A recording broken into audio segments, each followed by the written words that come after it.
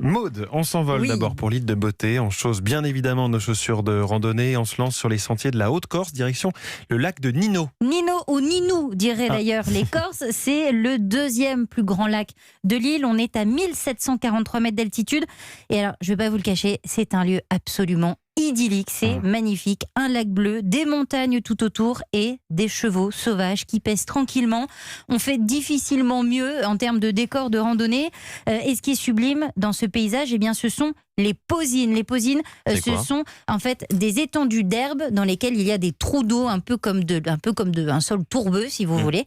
C'est absolument magnifique et donc de l'herbe bien verte, bien grasse, bien épaisse que les chevaux peuvent brouter en toute tranquillité. Mais alors vous avez dit 1743 mètres d'altitude, donc il va falloir grimper. Oui, ça c'est pour Thierry, ça grimpe. grimpette. Voilà, Toutes la les fameuse semaines. grimpette. Alors c'est pas ce qu'on appelle une randonnée facile, il faut être bien équipé, surtout quand on est ici, comme ici en montagne, il faut être un peu équipé. Mais je dois vous avouer quand même qu'à la fin de la randonnée, c'est un peu raide. Il y a même une partie qui est plus proche de l'escalade que de la marche, mais en toute sécurité, vous n'avez pas besoin d'avoir de matériel d'escalade avec vous. Il y a tout sur les parois et c'est très bien balisé.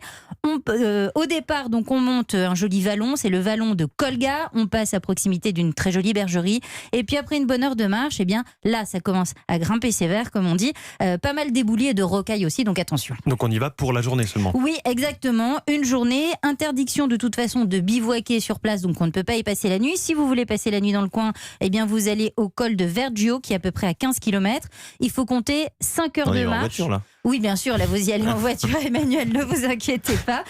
Donc 3 heures de montée, 2 heures de descente, 1 heure supplémentaire si on veut faire le tour du lac. Alors le lac de Nino, Maud, c'est une étape du GR20, le fameux chemin de grande randonnée qui traverse toute la Corse. Et oui, vous avez tout à fait raison, hein, c'est l'une des étapes entre, alors attention la prononciation, Ciotulu di Mori et Manganou. Je ne sais pas si je dis correctement.